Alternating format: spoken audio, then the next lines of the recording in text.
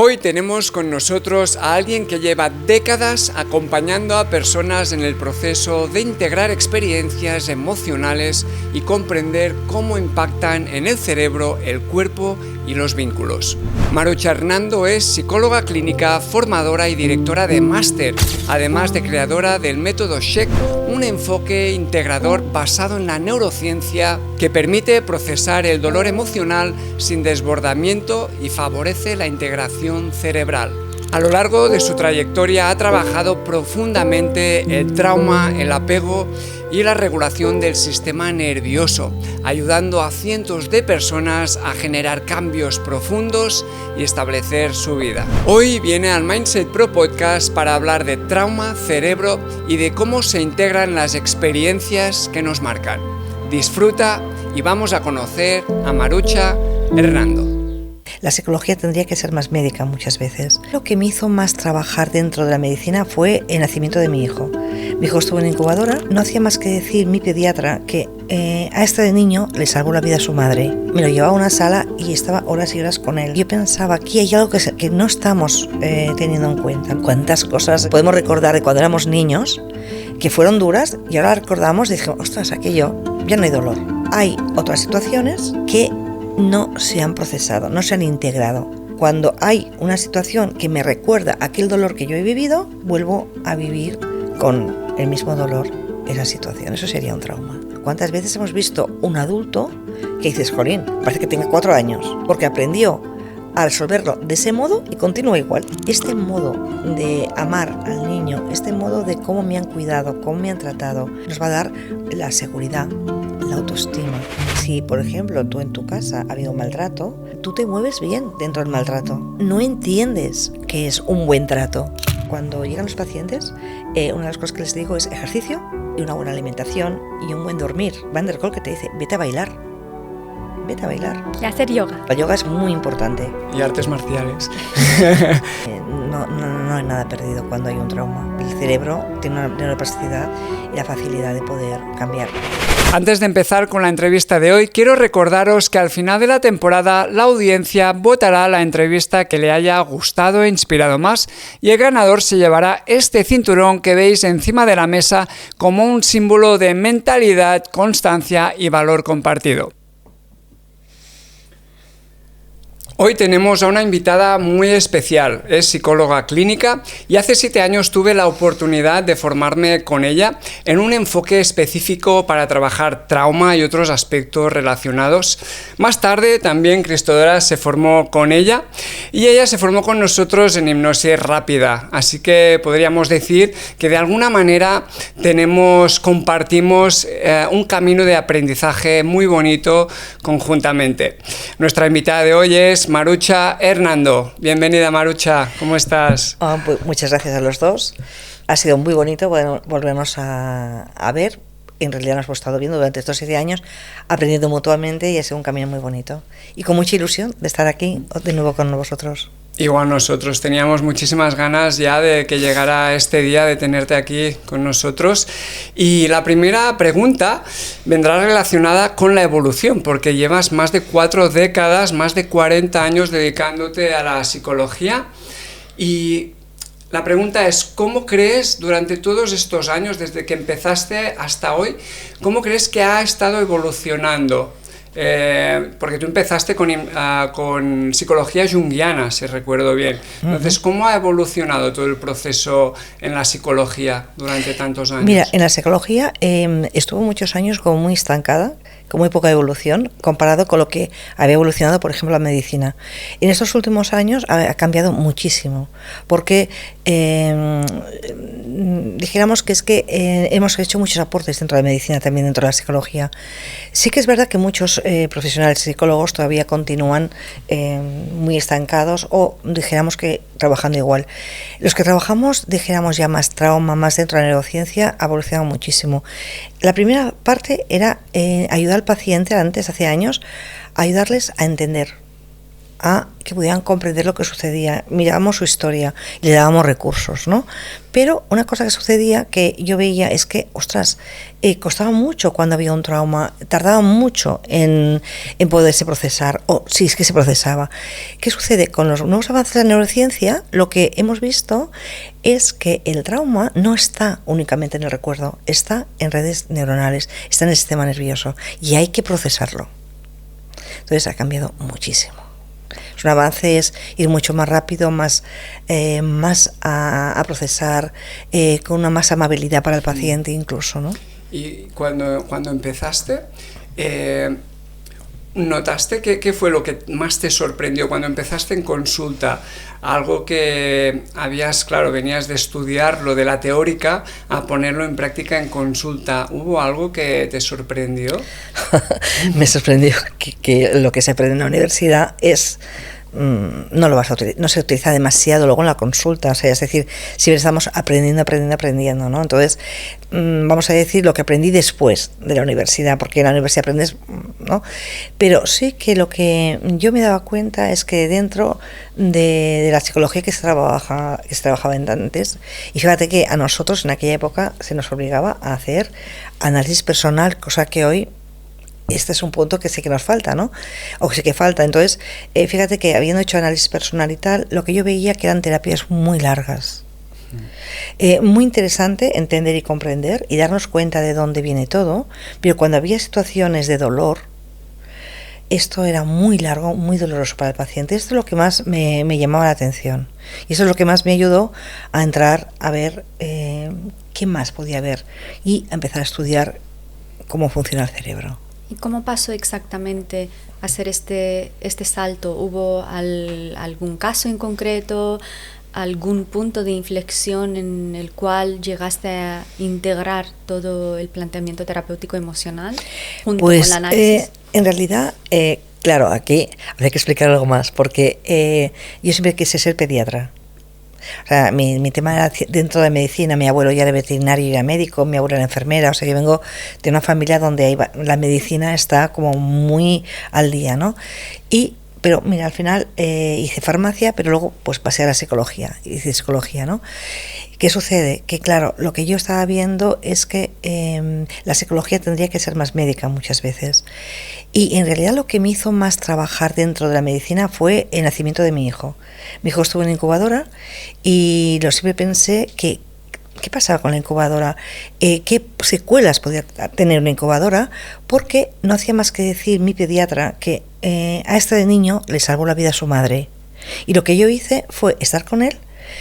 Lo sacábamos en la incubadora le tocaba, cuando acabó la incubadora, de la cunita, de la UCI, me lo llevaba a una sala y estaba horas y horas con él, ¿no? Entonces, yo pensaba, aquí hay algo que no estamos teniendo en cuenta, ¿no? Entonces, a partir de allí es cuando empiezo a estudiar más dentro de la medicina, ¿no? Y luego vas encontrando diferentes enfoques y cada vez vas mirando más. Sí que es verdad que una vez yo recuerdo que encontré una amiga mía que me dijo que había una técnica que dabas unos golpecitos a la gente y que se solucionaba todo. Y yo pensé, esto no puede ser, llevo muchos años estudiando y no puede ser que con unos golpecitos se solucione. Y era EMDR, ¿no? Entonces ahí ya empecé a estudiar. Vi algunas cositas que había que perfeccionar con MDR y fue cuando ya empiezo con método Sheck.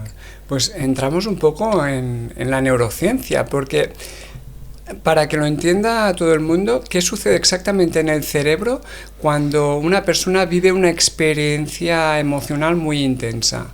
Mira, lo que va a suceder, vamos a explicar un poquito el cerebro, entonces, ¿no? Entonces, si miramos que esta en mano es un cerebro, le llamamos el cerebro triuno. Evidentemente, ahora esto va cambiando un poquito, pero es una manera muy fácil de entenderlo, ¿no? Entonces, serían 3 cerebros.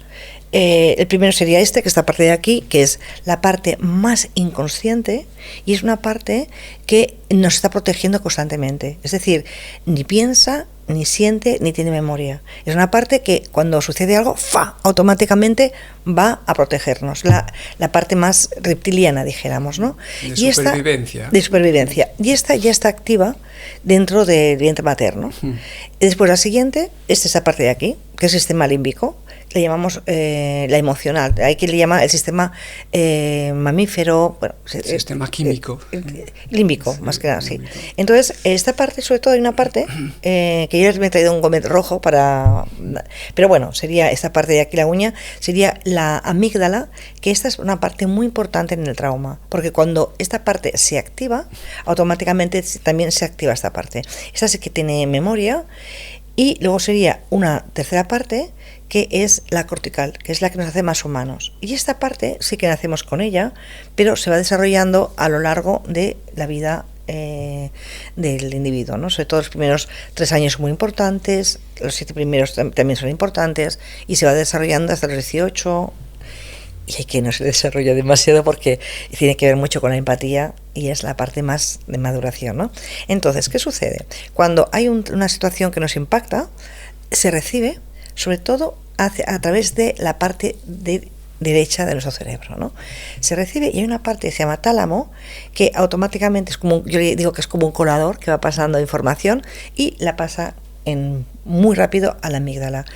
Si la amígdala detecta, se activa porque hay miedo, por ejemplo, automáticamente se pone en marcha todo el sistema nervioso, o sea, el sistema simpático, se va a activar, se va a segregar una serie de sustancias. ¿Para qué?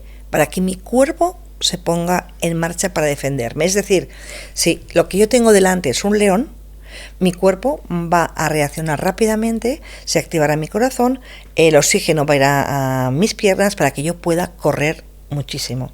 ¿Qué sucede? Que en este momento, para que yo pueda poner a salvo mi vida, vamos a entrar en ahorro de energía. Por lo tanto, esas sustancias van a colapsar la sinapsis, que es el camino que va de un lugar a diferentes lugares de mi cerebro, lo va a colapsar y va a impedir que llegue la información a ciertos sitios. Es decir, no puedo pensar, no puedo decidir, no puedo comprender. En ese momento he de ponerme en marcha. Además, por ejemplo, hay gente que dice, yo cuando estoy con ansiedad se me cierra el estómago. Claro, cuando estamos en modo alerta no es necesario hacer la digestión, he de correr, ¿no? Entonces, lo que va a suceder es que hay una parte, habrá esta desconexión, que es lo que nosotros llamamos la incredulidad, que es la primera fase del trauma. Normalmente, cuando pasa un tiempo, puede ser segundos, puede ser minutos, horas, se vuelve todo a colocar y entonces ya puedo entender y comprender lo que me ha sucedido. Cuántas cosas, Jordi, que esto dura, ¿no? Podemos recordar de cuando éramos niños, que fueron duras, y ahora recordamos y dijimos, ostras, aquello, ya no hay dolor. ¿Qué quiere decir? Que se procesó, no hay dolor, se procesó, es decir, que el sistema volvió otra vez a funcionar. Vale. A integrarse. A integrarse, se integró. ¿Qué sucede? Que hay otras situaciones que las recordamos y otras que no, que no se han procesado, no se han integrado. Están estancadas en redes neuronales en el hemisferio derecho. Y cada vez que algo nos recuerda a esta red, es decir, se va a poner otra vez activada, volviendo a vivir esto con el mismo dolor. ¿Por qué? Porque nuestro cerebro no sabe si aquello que yo estoy viviendo es un recuerdo, es real, que tengo a León o a mi jefe o a un atracador o un violador, a quien sea, o si lo estoy leyendo, si lo estoy viendo en el cine, si me lo están contando, ¿no? Entonces, claro, fíjate, si cuando hay una situación que me recuerda aquel dolor que yo he vivido, pues vuelvo a vivir con el mismo dolor esa situación. Eso sería un trauma. Y para que las personas lo entiendan, el ejercicio del limón es un buen ejercicio para que se den cuenta de que realmente el cerebro no discierne si una imagen o una visualización es real o no. Si yo, incluso con los ojos abiertos, me imagino que tengo un trozo de limón en la mano y me pongo a lamer ese trozo de limón o voy goteando gotas de ese limón dentro de mi boca, automáticamente solo con imaginarlo tengo agua en la boca. Entonces, de la misma manera, lo que te estás diciendo tú sería el procesamiento de una imagen o un hecho real en el cerebro. O por ejemplo, fíjate, cuando vas al cine a ver una película de miedo, tienes miedo, pero realmente sabes que aquello es una película. Entonces habrá un momento que digas, ay, ¿no? Entonces, pero tu sistema igual se pone en marcha, o te cuentan que a alguien le ha pasado algo y dices, oye, qué mal me hace sentir, ¿no? Entonces el cerebro no distingue si es real o no es real. Y nos gusta mucho la manera en que lo explicas porque es una forma muy didáctica, ¿no?, para entender lo del cerebro triuno de Paul MacLean. Y una persona, por ejemplo, que dice, yo entiendo lo que me pasa, sé perfectamente lo que me pasa, o creo que lo sé perfectamente, pero sigo sintiéndome mal. Porque una persona, aunque entienda, digamos, la emoción a nivel cognitivo, ¿no?, digamos, ¿por qué no es suficiente para resolver esta situación? Es que esto que comentas es súper importante. Es decir, entender y comprender no me ayuda a resolver el trauma. Me ayuda a entender mi vida, pero cuando yo no tengo este paso, que comentábamos, no me va a ayudar. Incluso me puede retraumatizar. ¿Por qué? Porque habíamos comentado, como dicen, por ejemplo, bueno, cantidad en la neurociencia nos comentan, Van der Kolk, por ejemplo, que en el hemisferio derecho quedan estas redes neuronales normalmente estancadas y sin poder conectar con el izquierdo. ¿Qué hay en el izquierdo? Está el lenguaje, está el habla, está el comprender. Entonces, si yo muchas veces, en muchas terapias, yo llevo a mi paciente a este comprender y a este entender, le estoy llevando a ese hemisferio izquierdo donde perfectamente entiende y comprende lo que le sucede. Pero cuando se marcha, y esto a mí me pasaba muchas veces, me decía, ay Marusa, ¿cómo lo he entendido? Cuando no trabajaba con él, decía, es que lo he entendido, es que me lo has explicado tan bien, me has dado tantas herramientas que cuando me pase ya sé lo que tengo que hacer. Y te lo dicen, me fui contentísima. Pero cuando vivían de nuevo esa situación, se disparaba y me decían, y no me acordaba nada de lo que habíamos dicho, no me acordaba. Y dices, es aquí cuando tú me comentabas antes, en realidad dices, ¿qué está pasando? Aquí hay algo que nos estamos perdiendo, ¿no? Y lo que nos perdíamos era darnos cuenta que el lenguaje está aquí, la comprensión también está esta parte de aquí, sobre todo en la parte más izquierda, y el trauma está estancado. Y no había paso. Y si no hay paso o hay poco paso, me quedo bloqueado, me quedo en el trauma y a veces hay pacientes que dirán, pero ¿cómo puede ser? Si yo lo entiendo, ¿cómo puede ser que yo me... Y no me acuerdo ni de hacer la relajación ni la respiración que me han dicho, por ejemplo, ¿no?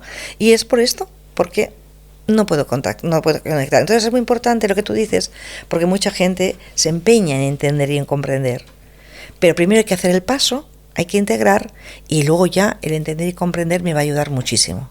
Esto es súper interesante y continuando con el trauma, se entiende la incredulidad como la primera fase del trauma. Entonces, ¿qué sucede exactamente en el cerebro cuando una persona tiene este primer shock que no se puede creer lo que está pasando? ¿Qué es lo que pasa en el cerebro y cómo reacciona esta persona? Claro, esto yo creo que si recordamos un poquito toda nuestra vida cuando nos ha pasado un impacto importante, lo primero que hacemos es, ostras, no puede ser lo que ha sucedido. Es como un poco lo que primero decimos es, no me lo puedo creer, no puede ser. Es como, no, estamos como un poco con una niebla mental, como diciendo, no. Y es una manera de protegernos, ¿no? Tú imagínate que tienes una relación brutal con tu padre y te dicen, tu padre tiene un infarto y se ha muerto. Es tal el impacto que nuestro sistema podía quedar alterado. Te puede pasarte un infarto también, ¿no? Sin embargo, nuestro sistema nos va a proteger también. Aparte de que va a hacer ahorro de energía para la defensa, te va a proteger, ¿no? Entonces, hay un momento en el cual no puedes dar crédito a lo que ha sucedido. Y esto sería a nivel de, dijéramos, lo que nosotros nos ha pasado muchas veces, ¿no? Que a lo mejor se te ha muerto esa persona y te llaman por teléfono y dices, ay, que llamará Pepito. Ay, no, que Pepito se murió. O vas a girar la calle y vuelve a Pepito. No, que Pepito se ha muerto, ¿no? Es como un continuo de que te vas diciendo, no, que no está, que ya no está. Es como que nuestro cerebro lo negara de alguna manera, ¿no? Y a nivel cerebral, lo que sucede es que estas sustancias que hemos segregado van a colapsar la sinapsis, que es el paso que hay de una neurona a la otra neurona. Va a colapsarlo para que tú estés en esa situación de recuperación, ¿no? de alerta. Si tienes que ponerte de alerta y luego ya te digo, puede ser en segundos, horas, días, meses o muchos años, volver a Claro, esto es muy importante, pasó. ¿eh?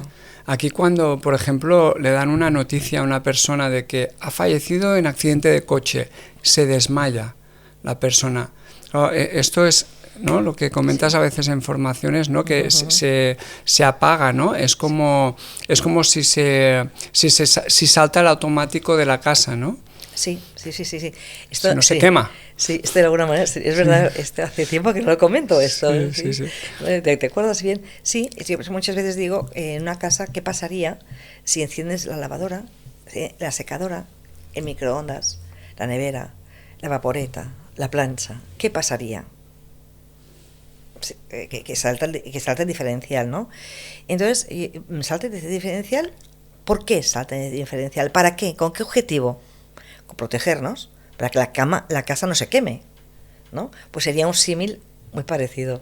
Y hay como un espacio entre el momento antes de que salten los plomos, el momento en el que han saltado los plomos, que hay como un vacío, y el momento post. Y posiblemente el vacío represente también la incredulidad. Y es tal y como estás diciendo, porque es lo que me pasó cuando mi padre falleció de un ictus y por teléfono me dieron la noticia. Me acuerdo que estaba corriendo por el pasillo, estaba en el trabajo buscando a mi jefe y diciendo, es que no es verdad, y era totalmente irracional. Creo que duré hasta 30 minutos o más para salir de ese estado como de trance. Como fase de choque y negación, ¿no? Sí. Exactamente. Sí. Y recuerdo una vez también que, bueno, me ha dado un mensaje de un primo mío, oye, mi hermana María Juana ha muerto de un aneurisma. Y yo, ¿pero qué María Juana? ¿Qué María Juana? Y le digo a mi hermana, ¿pero qué María Juana está diciendo? Pues, ¿cuál iba a ser? Su hermana. Pero mi sistema no podía creerlo. O sea, y me costó, hasta que me di cuenta, dije, pues que verdad, sí, está clarísimo lo que ha dicho. Pero es tal el impacto que hay esa incredulidad para que tú poco a poco vayas integrando esta noticia y pues veas que realmente es cierto, ¿no? Y luego, claro, esto, este impacto, si es alguien que ha fallecido, por ejemplo, se desconecta, te desmayas, aquí habrá una incredulidad, ¿no? Sí. Entonces, ¿cuánto tiempo le tienes que dejar para trabajarlo? Porque se llama el duelo fisiológico, pero luego se puede volver patológico si al cabo de un año te encuentras a María y cuando te habla de este suceso llora como si estuviera pasando ahora, te la encuentras en 5 años y llora como si está pasando ahora. Y esa incredulidad seguro, sí. A ver, o sea, tú me preguntabas, la pregunta es ¿cuándo yo empezaría a trabajar con ella? Sí. Yo muchas veces lo que comento es cuando mi paciente llega a la consulta, normalmente ya está preparado para trabajar, normalmente. Claro, lo que yo voy a hacer es ver qué recursos tiene y ver cómo está, pero generalmente ya estaría, ¿no? Lo que sí es muy importante tener en cuenta que hay personas que cuando ha pasado algo enseguida quieren ya trabajar con estos métodos. No, hay que esperar. Cuando trabajamos en emergencias nunca se trabaja directamente, sino hay un acompañamiento y uno estará a su lado, ¿no? Entonces, ha pasado un accidente del tren, ¿lo puedo trabajar ya? No, o sea, espera un poquito, ¿no? Es importante esperar un poco, pero normalmente cuando el paciente te viene a la consulta, normalmente puede ya estar preparado, ¿no? Ahora, nosotros tenemos pues nuestras herramientas también para ver si esperamos un poquito más, si le enseñamos primero a que tenga algún recurso, esto lo veríamos, ¿no? Pero siempre hay que dejar un pequeño espacio, sí. Para que el cerebro pueda integrar parte de la experiencia. Sí, es como que tengo que esa energía como recolocarla un poquito. Hay quien lo hace mucho más rápido y hay quien no. O sea, es decir, que cada cerebro también va a funcionar de una manera u otra. Es decir, cuando hay cerebros con muchos traumas, con unas situaciones muy duras, con un tipo de apego no bueno, un evitativo y tal, normalmente a esta persona le va a tardar mucho más. Vas a tener que darle más tiempo, ¿no? Cuando vemos que una persona con un apego seguro, que es una persona que en su vida ha tenido alguien al lado, que tiene recursos, que tiene habilidades, que se siente seguro en la vida, esta persona puede trabajarle ya enseguida. muy rápido. Que hay unas señales claras que te indican que este paciente ya ha procesado bien o que necesita un trabajo extra de proceso, ¿no? O con el MDR. Que ha procesado bien, quieres decir que ya lo tiene ya integrado, no te viene a la consulta a preguntarte por eso. Es decir, supongamos porque a veces bien, ¿no? El familiar te dice, uy, esto que pasó, tienes que ir, que te ayuden, tal. Hombre, si el familiar le pregunta esto es porque le ve sufrir. Si le ve sufrir, le podemos ayudar muy bien, ¿no? Entonces, esto sí, ¿no? Ahora, cuando llega el paciente, o sea, es decir, si el paciente deja de sufrir o hay una tristeza, hay un malestar, pero lo ve como que aquello ya pasó, que realmente lo vemos integrado, esta persona no te va a venir a la consulta porque ya lo ha integrado en su vida. Por ejemplo, si es el fallecimiento de un familiar, evidentemente la tristeza la va a tener, pero no tiene ese malestar tan importante, ¿no? Ahora, cuando llega un paciente a la consulta porque está mal, nosotros, lo primero, una de las cosas, cuando queremos ya trabajar con estos métodos, lo primero que miramos es en qué fase está. Si está en la primera fase, incredulidad, o si ya la ha superado, y saber si está en la primera fase, vas por aquí tú, ¿no? Sí, porque, claro, después puede haber un paciente, una persona que sí que lo expresa emocionalmente, pero hay gente que lo reprime por dentro y están rotos. Claro, entonces esa persona normalmente...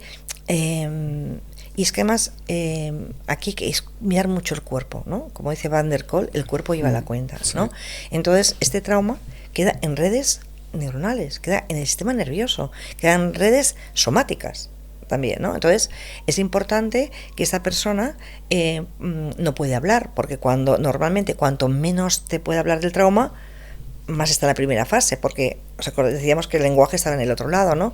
Pero en esta persona a lo mejor lo que tiene es o ansiedad o un dolor en el estómago, una bola, o se le hace aquí una bola. Es decir, su cuerpo lo va a transmitir, te va a hablar, ¿no? Te va a hablar de que tiene un dolor. Entonces, también cuando llega a la consulta lo vamos a poder trabajar muy bien.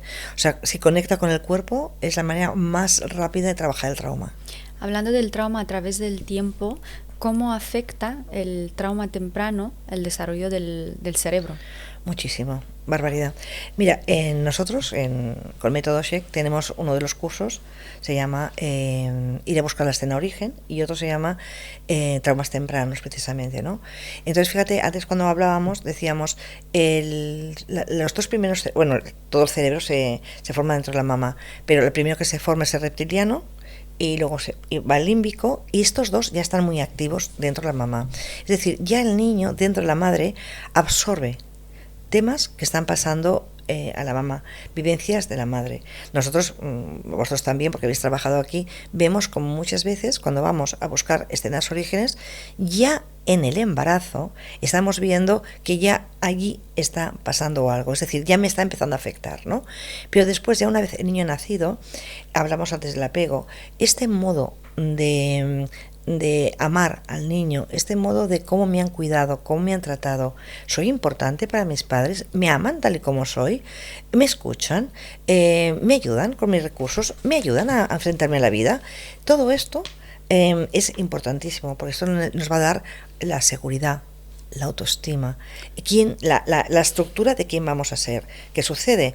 Que tener un apego seguro al 100% no es fácil, ¿no? Entonces, hay papás que son, por ejemplo, pues tienen muchos miedos, o hay papás que se preocupan demasiado, o hay papás que no se dan cuenta de que el niño está hablando y no le escuchan, o es decir, aquí van pasando una serie de temas que va a vivir el niño, y si esto no se está resolviendo, estas heridas, esto va quedando, y además van quedando de modo que tú imagínate que al niño le pasa algo y como no tiene un adulto que le pueda ayudar a resolver, o tiene un adulto que le va a reñir y piensa que a lo mejor le va a saber mal lo que le va a decir, pues esa situación la va a resolver pues con la edad que tiene, por ejemplo 3 años. Entonces, claro, estamos aprendiendo a resolver situaciones pues con una edad de una manera que no es correcta, ¿no? O pensamos que aquello ha sucedido desde la edad de un niño. O sea, nadie me ha dicho, mira, esto se hace de otra manera, ¿no? Entonces, estas heridas van quedando allí y las van resolviendo de una manera no adecuada. ¿Cuántas veces hemos visto un adulto que dices, jolín, parece que tenga 4 años? ¿Sí? Está funcionando como cuando tenía 4 años porque aprendió a resolverlo de ese modo y continúa igual, ¿no? Entonces yo muchas veces digo, mira, ¿verdad que no utilizas los pantalones de cuando tenías 5 años? Ni los pañales de tal. Pues igual, nuestra manera de funcionar también es muy bueno darnos cuenta que va evolucionando, ¿no? Entonces, si de niño nadie te dijo que te ayudó y te enseñó a elaborarlo de otra manera, ni lo hiciste y ha quedado la herida, pues estoy funcionando desde allí muchas veces y con estas heridas me van disparando. Es cuando empieza el proceso del conflicto de partes, ¿no? Que También, la parte lógica sabe, entiende, pero la parte ilógica o la parte emocional aún no ha procesado esa información. En el caso del maltrato, ¿no? Si una persona ha sido maltratada de pequeña y se le ha dicho, lo hago porque te quiero, lo que va a hacer es buscar inconscientemente relaciones o vínculos en el cual le hagan daño, porque es así como de pequeña o de pequeño ha experimentado el amor. Bueno, esto que dices es muy importante, ¿no? Porque hay personas que de adultos en la pareja normalmente buscan seguridad, protección, que los escuchen, ¿no? Hasta qué punto, ¿no? Esto tiene que ver con emociones o con cosas que nos han faltado, con necesidades básicas que nos han faltado en la infancia. Sí, incluso si, por ejemplo, tú en tu casa ha habido maltrato, además de esto, tú te mueves bien dentro del maltrato. O sea, no entiendes que es un buen trato, ¿no? Esto, por ejemplo, yo recuerdo una vez, y no hace demasiado tiempo, vino una paciente nueva, me enviaron una paciente, claro, yo no la conocía, primera sesión, y ya llovía muchísimo y venía en bici, vino empapada, le cayó el chaparrón, vino empapada, claro, yo verla tan mojada, yo en la consulta siempre tengo pues ropa mía, por si te manchas o para el deporte y tal, y le dije, oye, mira, es que te va a coger algo, si tú me permites te pongo la ropa en la secadora y te paso ropa mía, porque es que además hacía frío, ¿no? Y sí, ella se cambia, muchas gracias, no hace falta, primero dijo no hace falta, digo, hombre, estás empapada, y bueno, se cambió tal, vino, y cuando entró en la consulta me dijo, nadie me había tratado así de bien. Lo primero que pensé, esta chica no vuelve. Y dices, ¿por qué no? ¿No? Pues ¿por qué? Porque si nunca le ha tratado a nadie así, es evitativa. Y hasta qué punto ella puede permitirse el que le traten bien, ¿no? Y bueno, hicimos la sesión y muchas gracias, no volvió. O sea, la siguiente sesión me dijo, mira, es que voy a continuar con mi psicóloga porque es que no, cualquier excusa, ¿no? Pero es que, y me volvió a decir, nadie me ha tratado como tú, ¿no? Entonces, ¿qué sucede? Que ella no sabía, ¿no? Entonces, esto pasa muchas veces. Me han tratado tan mal o me han despreciado que me sé mover dentro de este ambiente y busco esto.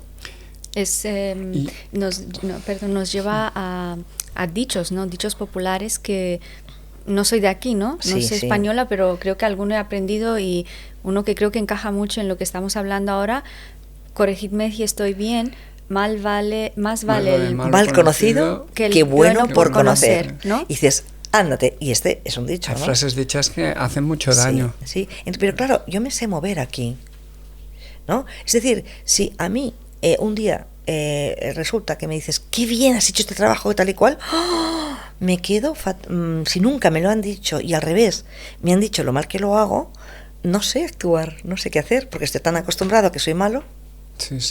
Esto, yo también había visto algún caso, incluso de alguna persona que tiene una especie de fobia social y de relacionarse con otras personas, y cuando trabajas la raíz de lo que ha provocado este comportamiento y lo limpias, digamos, la persona se siente muy bien y no sabe convivir con este sentimiento después de tantos años viviendo mal. Sí. Tienen el efecto Apex. Sí, exactamente. Y tienes que hacerles coaching después para educarles. Has de darle recursos y habilidades con los que incluso les hacemos protocolos para que ellos se vean, o sea, les trabajamos para que ellos vean, se sientan de esa manera tan diferente a lo que ellos han vivido. Claro.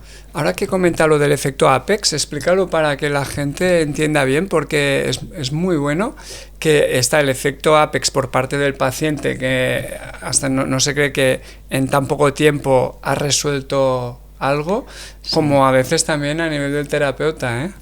Claro, el efecto Apex es esto lo que tú has dicho. Algo cambia en mí tan rápido que no me lo puedo creer, voy a poner 1000 excusas. Entonces esto, claro, en la psicología, estamos acostumbrados que la psicología, la terapia, eran 2 sesiones semanales y duraba años. Esto es lo que se acostumbraba, ¿no?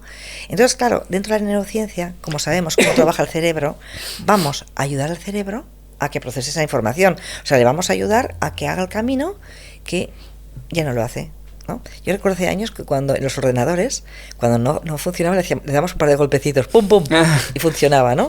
Entonces, ahora es como que en la neurociencia es como que le ayudamos con mucha rapidez a que vuelva a funcionar. Entonces, muchas veces el paciente no se lo puede creer. Entonces te pone excusas, ¿no? Nos dice, ay, es que a lo mejor, claro, el modo que nosotros trabajamos mucho desde el cuerpo también, ¿no? Entonces hay un cambio y te dicen, igual es porque en un lado trabajamos con una gafa especial, ¿no? Y en un lado está abierta para un lado y otro no, luego sí que comentamos, ¿no? Entonces dicen, es que igual es que hay más luz, es que igual es que estoy hablando, es que igual es que, o sea, ponen 1000 excusas porque no pueden darse cuenta, no pueden creer la rapidez. Porque estamos acostumbrados que en la terapia o en la vida esto es más lento, ¿no? O han estado muchos años con este sufrimiento y de repente ya no lo tienen, ¿no? ¿Y podrías decirnos algunos errores, tú que has formado a tantos psicólogos, terapeutas, algunos errores comunes que hayas visto o que te han explicado ellos mismos que se hacen en consulta a la hora de trabajar trauma? Mira, uno de los errores para mí, o algo que tenemos que tener muy en cuenta, es que el paciente se sienta seguro, ¿no? Mira, yo soy coordinadora de un máster y me piden ahora, por ejemplo, prácticas, que hagan prácticas y que si pueden hacer prácticas en mi consulta. Le he dicho que no, lo siento mucho, pero no. ¿Por qué? Porque si yo estoy trabajando trauma, mi paciente necesita estar seguro, estar en un espacio donde se sienta bien para poder conmigo abrir con tranquilidad y saber que yo estoy allí para él, que le acepto tal y como es y que puede abrirse, que está seguro, que se puede abrir, ¿no? Entonces, lo que yo veo es esto, muchas veces entran otras personas dentro porque hacen prácticas, o de repente estás trabajando y alguien abre una puerta. No, todo esto hay que tenerlo, o suena el teléfono. Esto me haces pensar el médico que va con todos los residentes detrás a visitar a los pacientes. Sí, pues también el experimento de la doble rejilla, ¿no? De que cuando el electrón ve que está observado cambia de forma. Sí, entonces el paciente también cambia sus respuestas y estado. Totalmente. Claro, hay que crear un espacio de rapport, ¿no? Que se dice de una conexión con el paciente. O sea, por ejemplo, vigilo el olor, vigilo todo. O sea, es decir, es importante el poder decir estoy seguro, abro a algo para mí sagrado y a lo mejor muy duro y te lo entrego a ti, que estás aquí para podérmelo coger, para no me estás sancionando, no me estás criticando, me quieres, o sea, me aceptas tal y como soy y puedo estar tranquilo. Y esto es muy importante, ¿no? El teléfono. O sea, ¿cuántas veces me han dicho pacientes que están a lo mejor empezando a hablar de un abuso, suena el teléfono y el terapeuta lo coge? Esto es tremendo, ¿no? Entonces, lo primero sería... Sí, esto suele pasar. Y entonces, lo que es importante es, primero, un espacio seguro, ¿no? Y luego, a veces, incluso alumnos míos me dicen, bueno, es que yo primer día cuando llega el paciente ya le trabajo directamente. No, incluso a mí me viene a la consulta y dices, es que quiero hacer un tema, pero yo solamente puedo pagar 2 sesiones. Pues no, porque yo quiero saber con quién estoy trabajando. Entonces, necesitas un compromiso. Y además voy a ver con quién estoy trabajando. Entonces, muchas veces en trauma se entra demasiado rápido y sin saber quién tengo delante. Entonces, necesito saber qué recursos tiene mi paciente. Cómo se desenvuelve en la vida. O sea, necesito, a lo mejor, primero, algunas sesiones de dar recursos, por ejemplo, ¿no? Entonces, yo lo que veo sobre todo es esto, ¿no? La falta de ese espacio seguro, a veces hay una invasión demasiado rápida, y luego lo que es muy importante, que ya está ya dentro de las dos cosas, es estar presente. Es importante estar presente. Hemos pasado de las terapias rápidas al fast food de las terapias, en donde las personas esperan que te visiten una vez y que les repares un problema que ha perdurado una vida entera. Sí, es que resulta que te dicen, es que me han dicho que con tu método en 2 o 3 sesiones o antes se soluciona. Digo, claro, si tú tienes un duelo, pues muchas veces una sesión, pero yo tengo primero, antes de trabajarte el duelo, saber qué ha sucedido, qué ha pasado, qué recursos tienes, cómo vives las cosas. A lo mejor te tengo que ayudar antes de otra manera, ¿no? Entonces, esto es una de las cosas que con trauma veo que sucede y pueden llegar a retraumatizar al paciente.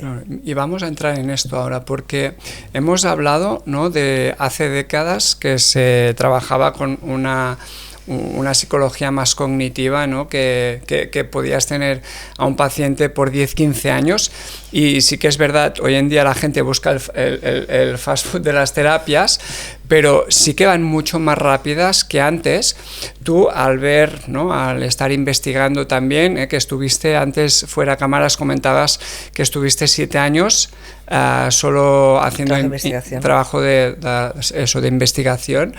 Entonces, has ido estudiando diferentes MDR, has comentado, EFT, diferentes tipos de terapia, y luego para encontrar un tipo de terapia para trabajar trauma, apego, etcétera, de forma más rápida, no un fast food, pero sí que efectiva, algunas veces más efectiva, has creado un método desde hace ya como 15 años, creo, una cosa así, que se llama método Check. Entonces, ¿qué herramientas has unido dentro de este método para trabajar de esta manera con terapias que se llaman de tercera generación y que hay evidencia científica con neuroimagen, además? Exactamente.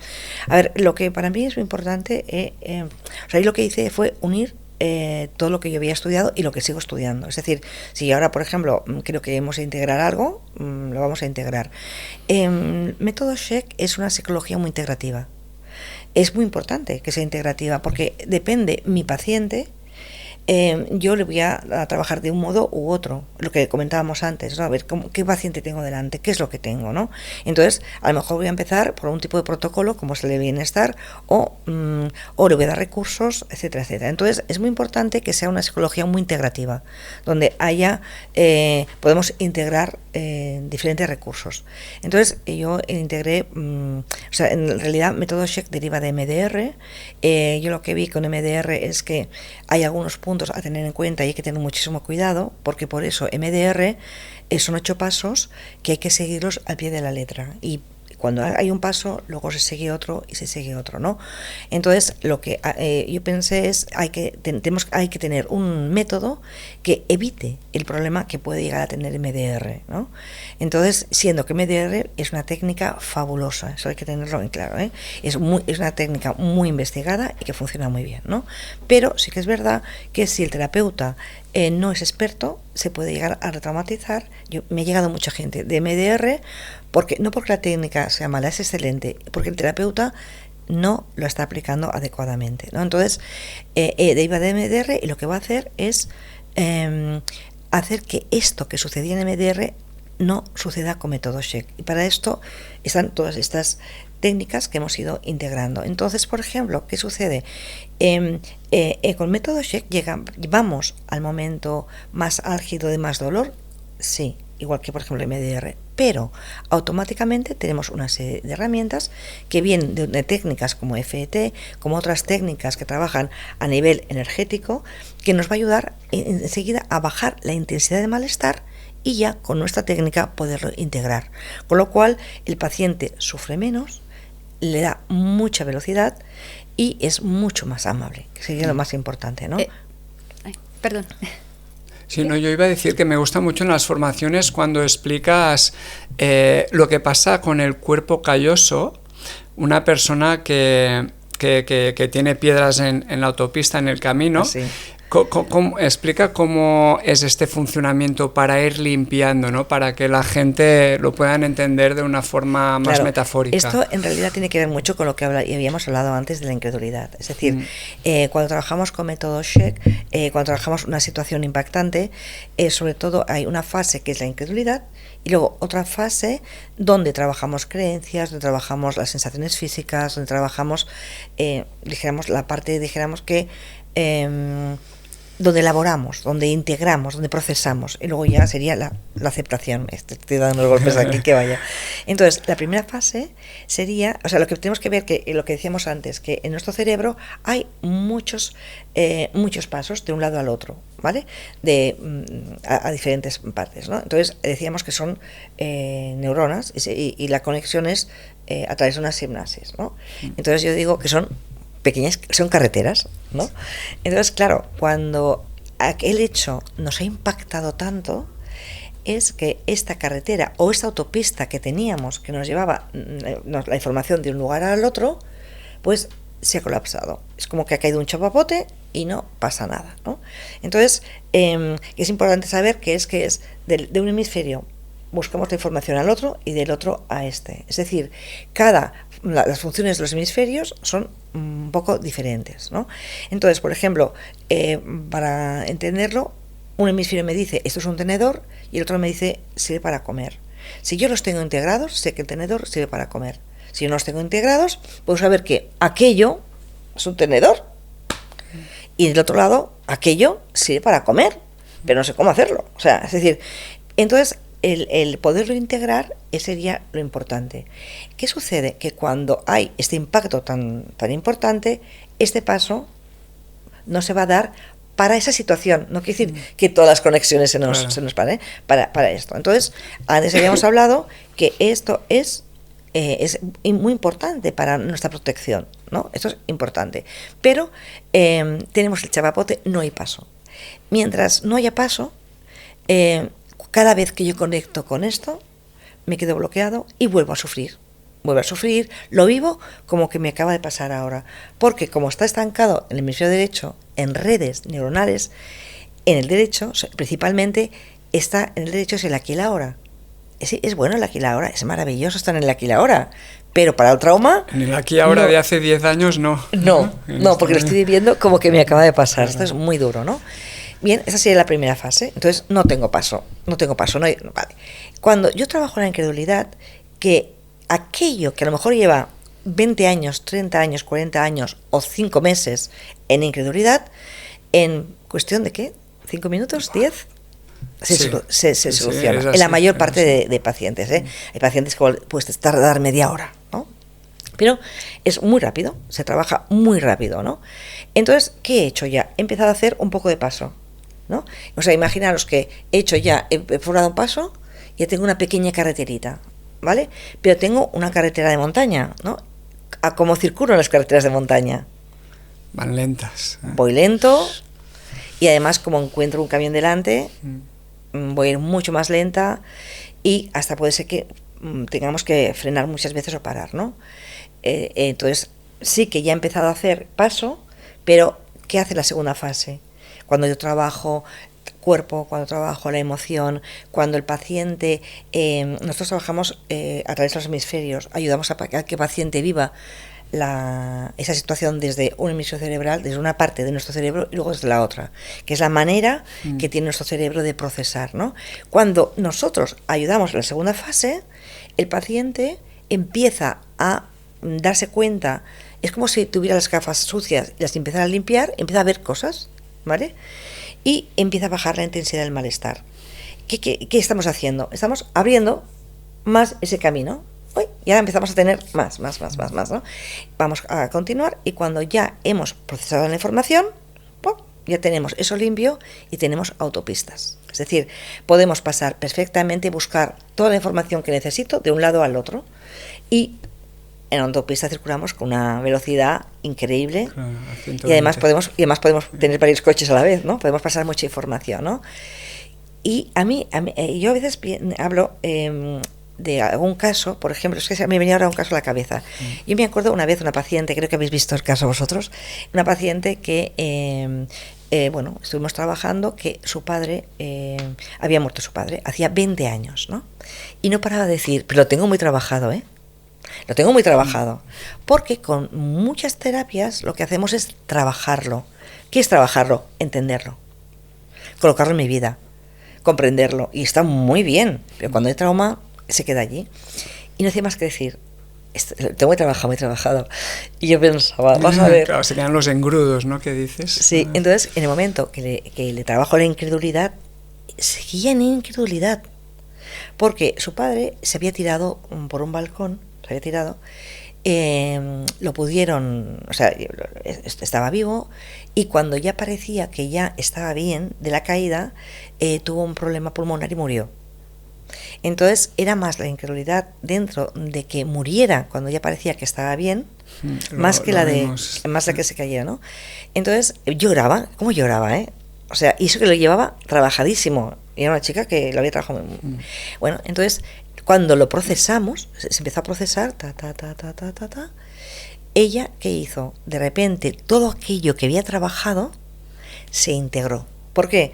Porque en un principio no tenía paso. Estaba muy trabajado, pero cuando conectaba con el dolor de su padre, se disparaba todo, ¿no? Entonces, como abrimos autopistas, todo aquello que había entendido, que había comprendido, todos aquellos recursos se recolocaron. Entonces, ya no había dolor, la amígdala estaba ya baja, estaba integrada en su sistema, y encima se benefició de todo aquello que había trabajado, ¿no? Porque a veces dicen, es que mi técnica es la mejor. No, mi técnica es integrativa, lo integramos todo. Y si tú ya has hecho un montón de terapias, te va a ir de coña, porque cuando tengas la autopista abierta, todo va a quedar integrado. Y cuando una persona ha hecho la integración, ¿de qué manera modifica su personalidad en el futuro? Y su letra. Modifica, sí, es muy interesante. Una época lo estuve haciendo, le pedía al paciente que escribiera algo, por ejemplo, algo de tu vida, o escríbeme qué es lo que quieres trabajar. Y cuando habíamos ya acabado las sesiones, le pedía que me escribiera algo, sin decirle para qué. Y hasta la letra cambia. Porque una de las cosas que... A ver, si es solamente un tema, si es un duelo, evidentemente lo que vas a notar es que el paciente se queda con los mejores recuerdos de aquella persona, ¿no? Muchas veces nos dicen, hay pacientes que te dicen, si yo trabajo mi duelo, me olvidaré de mi padre, por ejemplo. No, te vas a quedar con los mejores recuerdos de esta persona. Entonces, si es algo que te viene a trabajar como o un accidente y tal, pues les va a dar, en el caso del accidente, seguridad, etcétera, etcétera. Pero cuando ya estamos trabajando temas, vamos a hablar también de la infancia, lo que vamos a notar es mucha más seguridad, más confianza, va a bajar, o sea, la ansiedad va a bajar un montón. Muchas veces se ponen mucho más en marcha en el trabajo también, más activos. El cambio es brutal. Llegan a transformar el dolor en recursos y aprendizaje. Sí. Qué bueno. Cambian las creencias, o sea, es decir, antes era yo no soy capaz, nadie me quiere, no soy importante, soy un cero a la izquierda, y de repente cambian a yo soy valioso. Esto es maravilloso. Esto es muy importante, o sea, porque... Yo muchas veces estoy trabajando y doy gracias de tener esta técnica, porque es que es... Las creencias, ¿no? Digo, son como una propiedad del organismo muchas veces, ¿eh? Y hay muchas resistencias, entonces poder trabajar esto y cambiar creencias ya culturizadas por cosas que les han dicho, han escuchado, que han vivido, poder cambiarlo es brutal. Y comentabas, ¿no?, sobre la primera fase de incredulidad y luego la segunda fase más integrativa.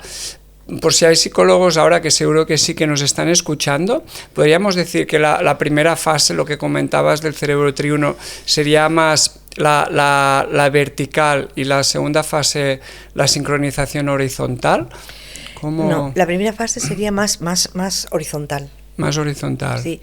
O sea, a veces es que en realidad la primera fase también es integrativa. Incluso hay muchas personas que tú trabajas la incredulidad y se ha resuelto el trauma. Te habrá pasado alguna vez, ¿no? Entonces, pero sobre todo la primera, cuando trabajamos la incredulidad, trabajamos la horizontal. Vale. O sea, la horizontal es la integración de mi hemisferio derecho y mi hemisferio izquierdo, ¿vale? Principalmente, porque yo cuando trabajo la horizontal, realmente estoy trabajando también la vertical, que es trabajar la integración de los tres cerebros, ¿no? Ahora, en la segunda fase, trabajaré la horizontal y la vertical, las dos. Vale. En realidad, fíjate, método Sheck, cuando se empezó a crear, era sincronización de hemisferios cerebrales. Exacto, que hiciste el cambio. Luego, Claro, entonces hubo un momento que se ponía, sobre todo la H y la C, que era integración cerebral, ¿no? Y es que es una integración cerebral. Entonces, porque hacemos una integración horizontal y vertical. Es importantísimo que sean las dos, porque además es la manera de procesar el cerebro. Hay muchos psicólogos, ¿no?, que aún están abrazados a la escuela tradicional y se resisten mucho a adoptar técnicas de tercera generación de la neurociencia. Tú estás trabajando, ¿no?, con método Sheck. Nosotros del otro lado estamos trabajando con la terapia somática, ¿no?, integrando la parte corporal y cerebral dentro del proceso terapéutico, y nos encontramos con mucha resistencia. Desde tu perspectiva y con tu experiencia, ¿no?, 40 años de trayectoria, ¿qué es lo que sientes, crees que es necesario para que los profesionales se abran a este mundo y que sepan que una cosa no excluye a la otra, sino que se integra? Es que, por eso comentaba, por ejemplo, método Sheck es integrativo. O sea, es muy importante integrarlo todo, porque sabemos cómo funciona el cerebro. Vamos a ayudar a que el cerebro funcione como tiene que funcionar. O sea, vamos a ayudarle. Pero es que también es importante todo aquello que sabíamos. Es importante darle recursos, es importante dar habilidades, es importante trabajar el apego, es importante. Entonces es integrativo, ¿no? Pero es que esto que tú dices me ha pasado muchas veces. Ay, no puede ser tan rápido. Es que tú siempre, Marusa, yo voy muy acelerada siempre. Es que tú, Marusa, vas siempre muy rápida. Y yo les pregunto, ¿y tú crees que el paciente tiene que sufrir tanto tiempo? Ahí se me quedan ya. O sea, ¿tú crees? Porque es que yo llevo muchos años dentro de, cuando empezaba con la psicología analítica junguiana, yo recuerdo que siempre lo he dicho, que entender y comprender es maravilloso, pero cuando había un trauma y yo iba viendo el dolor de esas personas un día y otro, y un día y otro, y yo pensaba que esto era inhumano, que tenía que haber algo que nos ayudara. Por eso mi trabajo fue buscar también que tiene que haber algo que sea más rápido. O sea, un cerebro, ¿cómo puede ser que las computadoras vayan tan rápidas, nuestro cerebro, que es mejor, no vaya, ¿no? Entonces, cuando a mí me dicen esto, a mí me duele. Incluso yo he oído decir, no trabajes con método Sheck, que es tan rápido que te quedarás sin pacientes. Pero qué barbaridad es esta. Mira, cuando lo escuché, se me saltaban las lágrimas de pena, de decir, ¿cómo puede ser? Si precisamente lo que tenemos que ayudar al paciente es ayudarle a bajar el dolor. Y luego, evidentemente, con las otras técnicas vamos a ayudarle a que entienda, que comprenda, que tenga recursos, que tenga habilidades, ¿no? ¿Se puede? Pero sí, y ahora os comentaba que soy el coordinador y docente de un máster de trauma y apego, precisamente. Y hay mucha gente de Hispanoamérica, que hay mucho psicoanálisis. Y yo di el primer módulo. El primer módulo es ver todo el desarrollo de la psicología y les enseñé a que sean integrativos. Entonces, por ejemplo, estudiamos el psicoanálisis. ¿Qué cogerías del psicoanálisis? ¿Qué nos podemos llevar? Venga, el humanismo, ¿qué nos podemos llevar? ¿No? Hicimos con esto como un árbol para que, y llevándonos lo mejor de cada rama de la psicología. O sea, eso todo. No soy yo soy tal línea, lo mejor, yo la otra. No, lo mejor es coger lo mejor de todo, ¿no? Entonces, integrarlo. Entonces, acabé ese módulo con neurociencia y llevé las gafas de método Sheck. No, es que no puede ser. O sea, realmente cuesta mucho que ellos que puedan entender que el cambio es tan rápido. Entonces es muy importante. O sea, hemos tenido la suerte de que con neuroimagen ver cómo funciona el cerebro. Ostras, vamos a ayudar a nuestros pacientes a ir más rápido, ¿no? Hay evidencia. Claro, es que hay muchas cosas que no se pueden demostrar, evidencia. Pero con esto sí. Hay evidencia. O sea, se puede poner a un paciente antes de trabajar el trauma, se le hace hablar y luego vemos después y el cambio es brutal, ¿no? Ahora me dijeron que ahora ya no se puede hacer porque poner a un paciente en una máquina de ese tipo, o sea, que es un poco agobiante, hablando del trauma, que es un poco duro, ¿no? Pero se hizo mucho en Estados Unidos y se vio el cambio, que es que se ve, o sea, lo podemos comprobar, ¿no? Pero todavía mucha gente va un poquito reticente a esto. Y hay conflicto y ataques entre los profesionales, lo que es triste, y la típica mantra del intrusismo, ¿no? Esto no está comprobado científicamente, no hay suficientes estudios. Genial, pero está funcionando, y tú eres una de las personas que, además de tener este background tan poderoso, ¿no? De la psicología clásica y siendo colegiada, y también añadiendo herramientas extra como la reprogramación subconsciente, el tapping, ¿cómo crees que se puede abordar este tema de tal manera que se vaya creando un puente entre las dos profesiones, las personas que trabajan desde un espacio somático, emocional, corporal, y las personas que trabajan desde la psicología? Por ejemplo, Jordi es sanitario, yo llevo 15 años también con la psicosociología, soy profesora de yoga, y el yoga, tal y como lo menciona Waldenkorp en su libro, el yoga es una manera de hacer una terapia corporal, de ayudar al cuerpo a desaprender a nivel celular, estructural, el trauma que ha sostenido en todo ese tiempo. Entonces, volviendo a la pregunta de base, ¿qué crees que se podría hacer para que se vaya creando este puente y que entendamos todos de que al final cualquier progreso, cualquier evolución en la manera en la cual hacemos terapia sirve para la humanidad, y que no tiene que ver con el ego personal, sino que tiene que ver con cómo puede sumar? Sí, fíjate que incluso dentro de la medicina ya se está uniendo mucho la medicina natural y la otra medicina en algunos ámbitos, en la psicología también. Muchas veces yo creo que a veces es el miedo lo que no les deja unir. Dentro de la psicología, y yo creo que esto siempre existirá, esta lucha, ¿no? Pero dentro de la psicología, cuando tú realmente lo que quieres es ayudar a tu paciente, y vas estudiando y cada vez vas estudiando más y te estás dando cuenta de todo esto, yo creo que, y siempre comento yo, ¿no? Hay que estudiar, pero integrarlo, o sea, intégralo. Y porque muchas veces tenemos esa mala costumbre de decir, lo mío es lo bueno y lo demás no es bueno. Entonces, si algo está funcionando y le está funcionando a tu paciente, es que a tu paciente eso le va bien. Utilízalo, aunque sea darle un chocolate, por decirlo de alguna manera.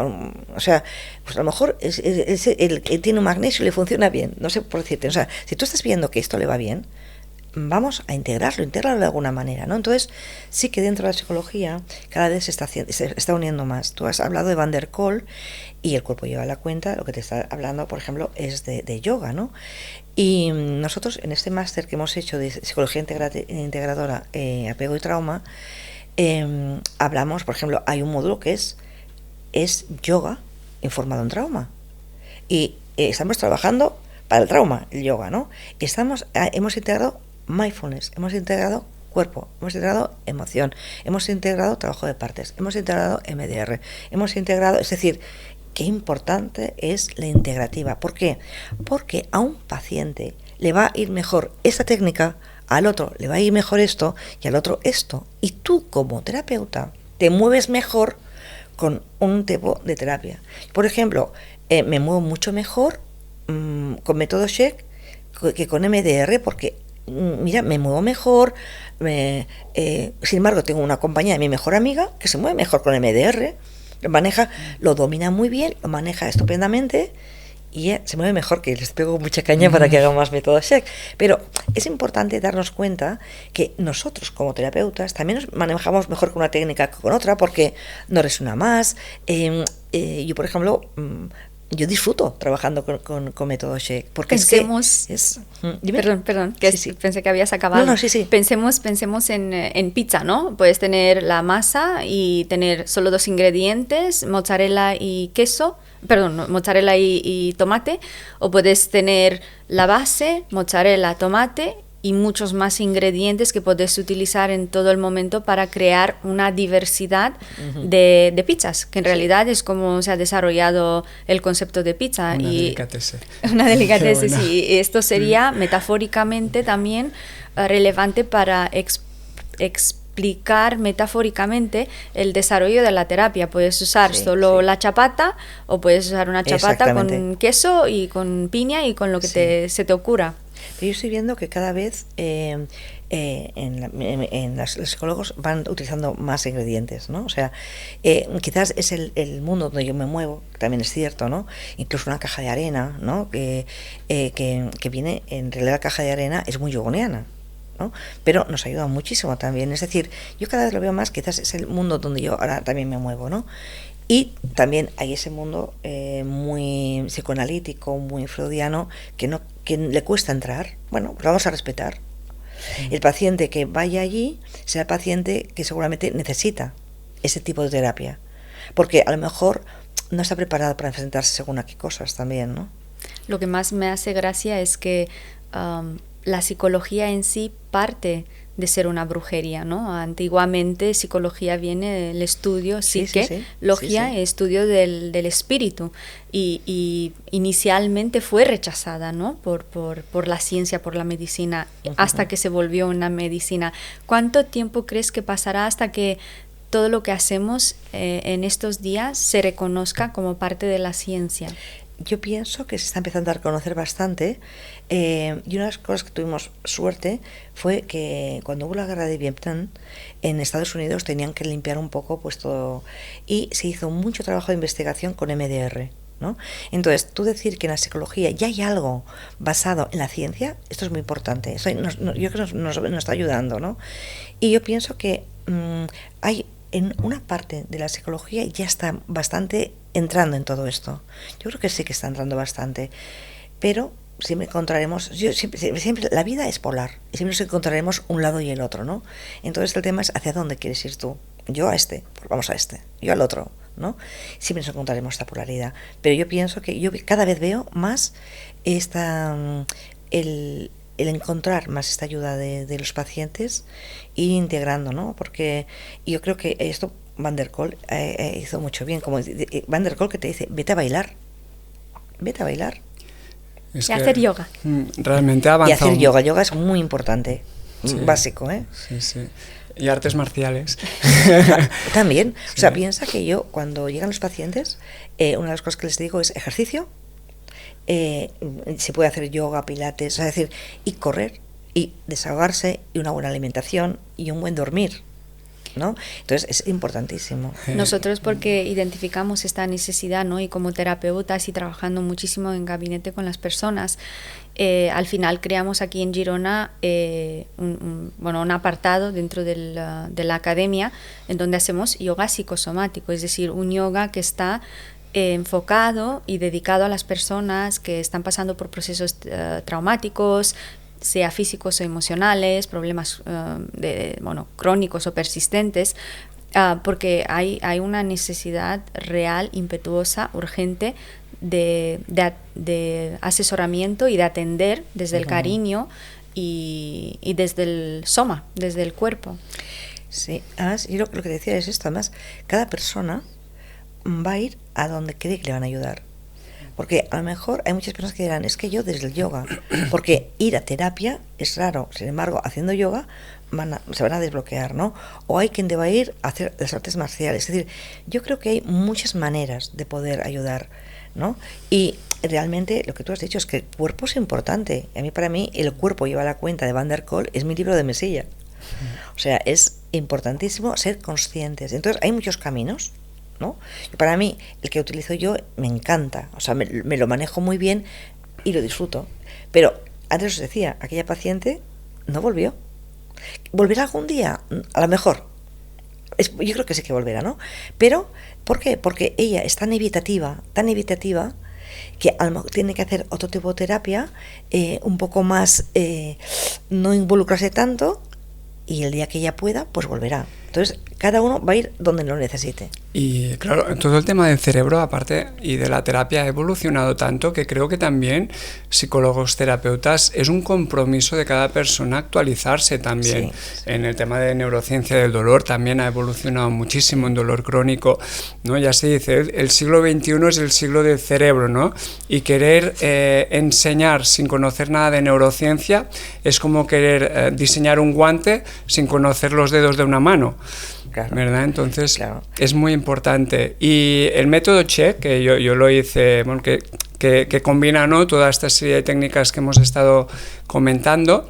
Yo lo hice, luego lo repetí de básico a avanzado, lo volví a repetir en pandemia, después online, primero presencial, después online. Después lo volví a repetir con ella cuando viniste tú aquí a nuestra academia a impartir formación, y por lo tanto también es una responsabilidad de cada uno querer seguir aprendiendo y actualizándose. Y dicho esto, me gustaría saber, que esto no lo habíamos comentado, decías sobre el máster, ¿no? Coordinas un máster. ¿Cuánto tiempo dura este máster y a quién va dirigido? A ver, este máster, yo sé que tengo pensado hacer un máster de método Sheck, ¿vale? Claro, este máster que yo comentaba, para mí dura muy poquito, dura solamente un año. Tendría que durar mucho más porque hay muchísima materia. Dura un año porque la mayor parte de personas vienen de Sudamérica y tiene un tema, es un tema de visados. Entonces lo hacen en un año. Y está enfocado a psicólogos. ¿Es online o presencial? Un año. Les dan un año de visado. ¿Pero es presencial? Presencial. Hay uno presencial y online. Entonces yo soy docente en el presencial de Barcelona y en el online, ahí sí. Entonces, claro, se les da mucha información, mucho tema para leer, porque tienen un año de visado. Yo, para mí, sería interesante un par de añitos, estaría muy bien, pero salen bien formados, porque tenemos un profesorado brutal. Entonces yo también, hay otro tema que yo quería hacer, tengo en mente hacer, que es un máster de método Sheck, pero un máster donde podamos integrar varios profesionales también, ¿sabes? Qué bueno. Y esto tendría que ser, sí, para que podamos tener más bagaje también. Esto sería brutal, ¿eh? Brutal. Sí, donde os invitaré como docentes también. Qué bueno. Sí, esto sería es que además el espacio del podcast también representa esta oportunidad, ¿no? De que podamos sacar a la luz estos conocimientos, acercarnos y acercar a las personas también y plantar esta semilla, ¿no?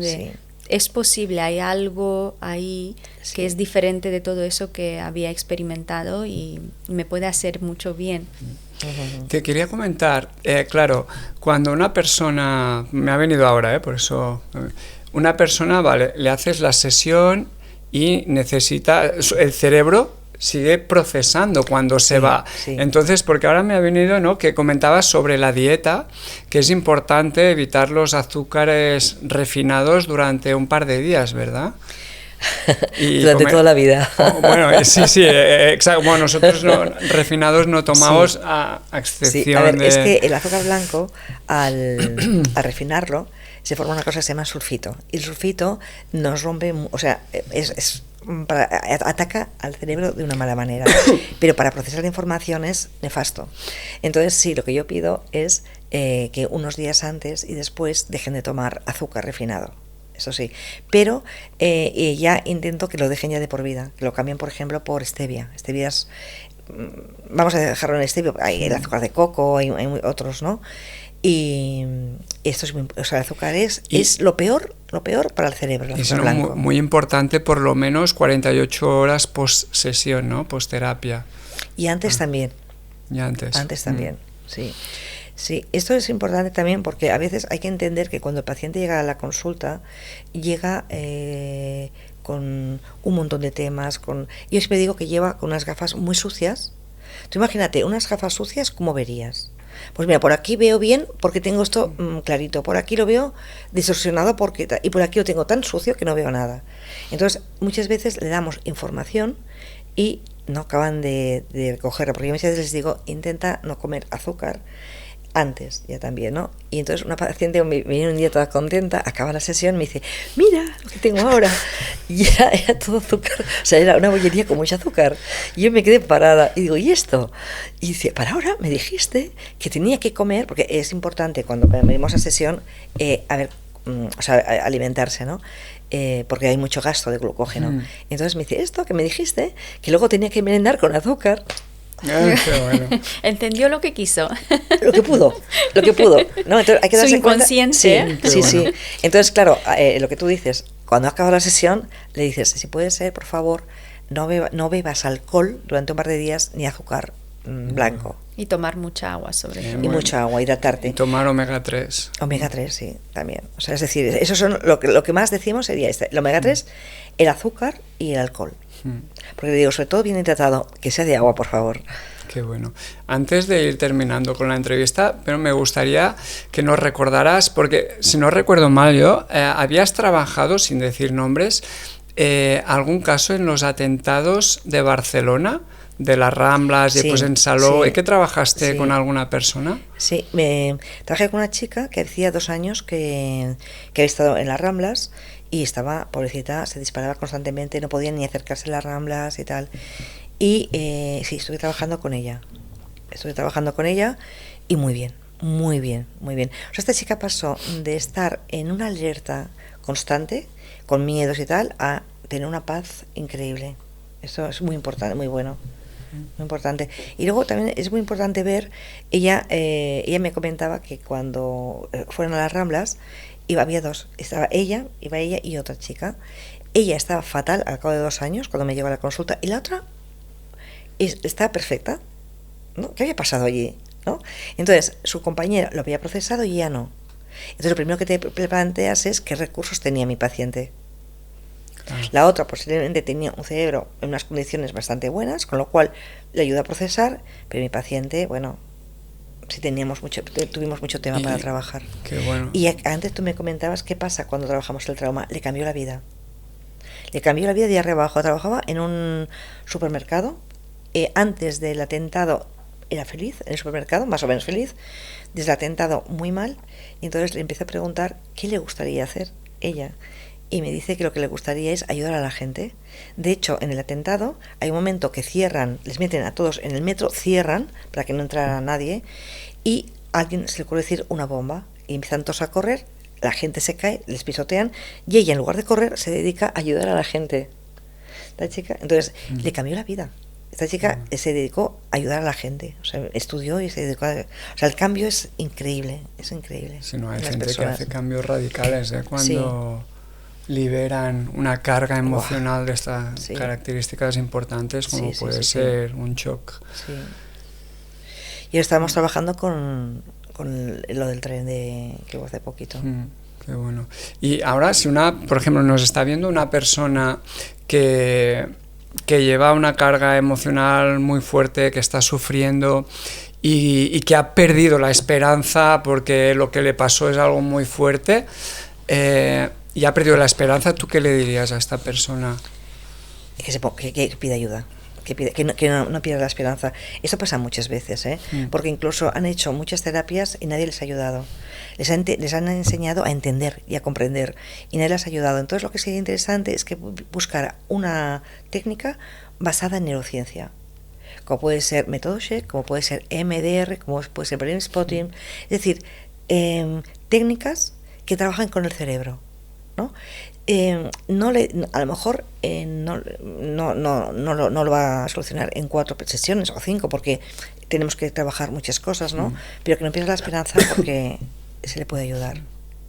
Es una pena, es que puede ser feliz. Sí, realmente es que cuando vemos a personas que, ¿no? Ella me decía, ¿no? Porque yo veía a una persona pues que estaba mal, ¿no? Y no, ven a terapia, ¿vale? O a veces, apúntate a nuestro máster, ¿no? de hipnoterapia, que es de desarrollo personal, te vendrá muy bien, ¿no? Y tú me decías, pero claro, es que si las personas no están preparadas, decía, no lo van a hacer. ¿no? Y que yo te decía, cariño, es que lo veo tan claro que podemos ayudar que le va a ayudar, que es como lo tengo que decir, ¿no? Que pensará que soy un vendehumos a veces, pero realmente si tienes como a veces un poco ansia, ¿no? de ayudar cuando lo ves tan claro. Y además una persona que ves que es probablemente una persona receptiva, que su cerebro lo va a procesar. Claro, lo que pasa es que te lo tiene que pedir. A veces te dicen, te voy a mandar a mi marido. Le digo, si él quiere, que me pida él la sesión. Entonces funciona. Si no funciona. Se sientan 2 sesiones, quieren que te hacen que soy muy bueno, para que tú se digas a la mujer, eso yo no juego a este papel. Eso es lo que suelen hacer, sí. Como lo que nos pasa con el tabaco, porque recibimos un montón de encuestas para terapia de tabaco y muchas veces precisamente el marido o la mujer o alguien de la familia quiere regalar, pero no va así si la persona no está predispuesta para hacer el cambio. Y por lo mucho que duela, porque si amas lo que haces, si tienes esa profunda pasión y tienes esa visión, y lo que tú dices, ¿no? Es que, ostras, si solo harías esto, ¿qué pasaría con tu vida? ¿De qué manera mejoraría tu vida? Sin embargo, aquí está también el trabajo personal de desapegarnos, ¿no? Lo que dice Karma Yoga, desapegarnos de los frutos de las acciones y dejar que las personas hagan su proceso, meditar y rezar en apertura colectiva y en evolución colectiva. Muy bien. ¿Quieres preguntar algo más o si no tenemos una pequeña sección de preguntas rápidas? Al final, sí. Pues vamos a ver. Bueno, ha quedado una entrevista muy completa, seguro que para ayudar a muchas personas, tanto a gente que esto, ¿no? Que se sienten como con pocas esperanzas, ¿no? Que sí que hay esperanza, que ha avanzado mucho, que hay gente profesionales de verdad que te pueden ayudar, y también a terapeutas, psicólogos, pues que realmente digan, es que es un compromiso el actualizarme. Estudié la carrera hace 15 años y no he hecho nada más, ha cambiado muchísimo. Mucho. Y es que fíjate, desde que tú hiciste ese primer curso al último curso que repetiste, que son 7 años y ha cambiado mucho. Ha cambiado, ya. Porque es que cada curso, todo el mundo me dice, cada curso dices cosas nuevas, claro, porque va avanzando y vamos poniéndonos al día. Y siempre es la ayuda al paciente. Muy bien, pues vamos a terminar con unas preguntas rápidas y ya con esto después te cediremos la palabra para que cierres el podcast de hoy. ¿Vale, Marucha? Primera pregunta. Un mito sobre el trauma que te gustaría que desapareciera. Un mito sobre el trauma que no se puede solucionar. Que cuando te ha pasado algo ya te has hundido en la vida. Como el dolor crónico, que tienes que vivir con él para siempre. Exactamente. Sí, que es totalmente falso. El dolor crónico falso. No debería de existir. Bueno, aquí ya lo dejo porque ahora me pondría a hablar aquí de neurociencia. Pero ahora aquí sí. Si creemos que ya está. Segunda, un pequeño momento del día que para ti es sagrado. Un momento del día que para mí es sagrado. Ostras, son sagrados todos los momentos del día para mí. Son todos sagrados, ¿no? Sí. Pero a mí, como es momento favorito. Pues no sabré decirte, ¿eh? Cuando estoy con mi marido hablando, por ejemplo. Muy bien, qué bonito que está aquí. Que además está aquí.